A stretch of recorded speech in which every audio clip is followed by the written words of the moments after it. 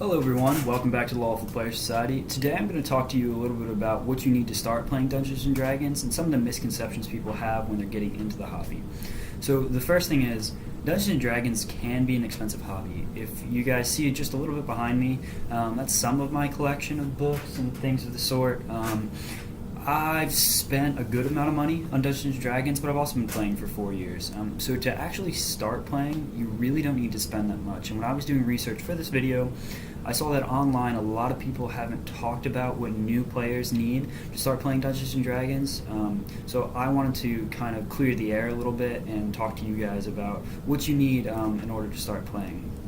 So the good thing is you actually don't need to spend any money to start this hobby, and that's one of the beautiful things about this hobby. So if you go online, you can go to wizardsofthecoast.com, and I'll actually have the link below, and you can download the Player's Handbook rules and the Dungeon Master's rules offline for free. Now they're the abbreviated version of those rules, but it's a good starting place. I mean, you know, the Player's Handbook that I have, this one right here, it starts at $50, and that's what it was when I bought it. It might be a little bit cheaper now on Amazon, but when the game first came out, it was $50, and then the Dungeon Master's Guide was $50, and the Monster Manual was $50. So right off the bat, I was out $150 for all of the new books to start this game. So the good thing is, Wizards of the Coast released abbreviated versions of the Player's Handbook rules and the Dungeon Master's Rule and Monster Manual. They kind of put those together. They're online, totally for free, and they're good places to dip your feet in the water. Now they are a little abbreviated. The Player's Handbook only comes with a couple classes and a couple races. There are quite a lot more within the Player's Handbook. The Dungeon Master's Guide they have up there really isn't a Dungeon Master's Guide. It's got a couple tips for Dungeon Masters, but it's really more of an abbreviated monster manual. So it has a couple monsters that you can use in encounters to kind of start your sessions. But even though they are abbreviated, they're great places to start. And I would totally suggest using those to kind of dip your feet in the water to see if you like the game prior to you actually going out and buying all of the books, because they can be expensive. So now that the books are out of the way, and I'll include the link to all of that free stuff below, the next thing you'll need is dice. So you can buy dice, all kinds of different dice, for varying prices. A couple of the dice sets that I have are as expensive as about $17, which is pretty expensive for a dice set. You can also go onto Amazon and buy pounds of dice for about $10. That's not too bad. You get some nice looking dice in there. Or if you're looking to not spend any money in order to get into this hobby, you can simply just go on the App Store on either your computer or your phone, and there are dice simulating apps on there completely for free. There are some that you can pay for.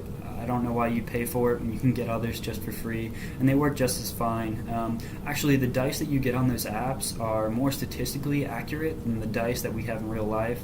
The dice we have in real life, when they cut out the numbers, they throw off the balance of the dice just a little bit, but enough to make a difference when you're rolling them. So the ones on the app that are free are actually statistically more accurate than the ones you can buy and have to pay money for.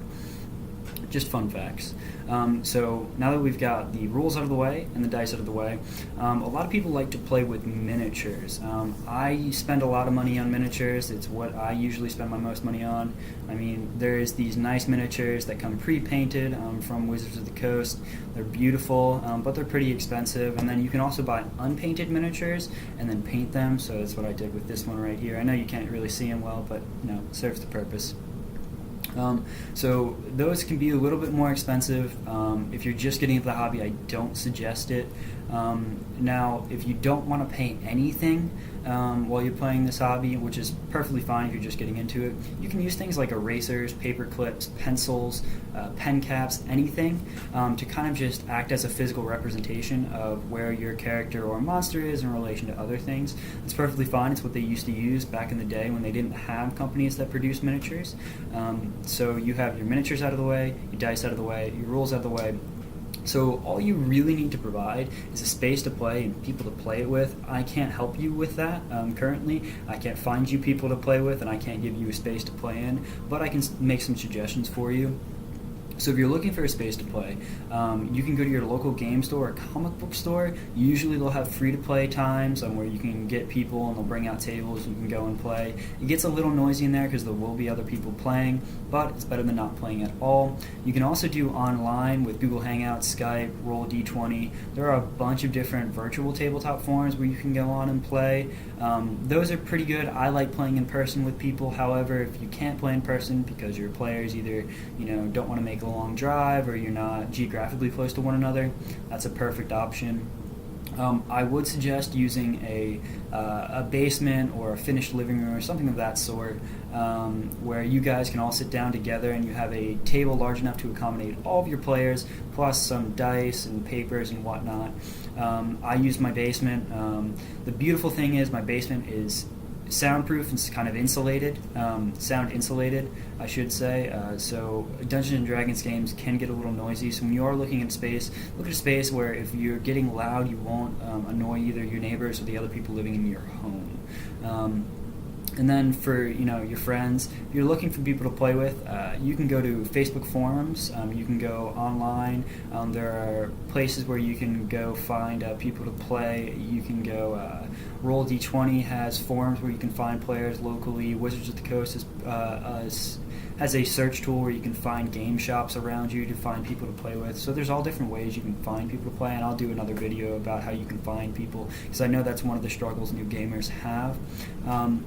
But essentially, guys, you need $0 to start this hobby, and if you're just thinking about giving it a try and you don't want to spend a lot of money, honestly, you don't have to. I've spent a whole lot of money, but I've also played for 4 years, and I really love this game. And Dungeons and Dragons isn't the only role-playing game where you have to spend $0 to play. There are other games that you can get into as well. So I hope this video helped. Good luck, you new role players. And as always, happy gaming, and may your dice always roll 20s. See you guys.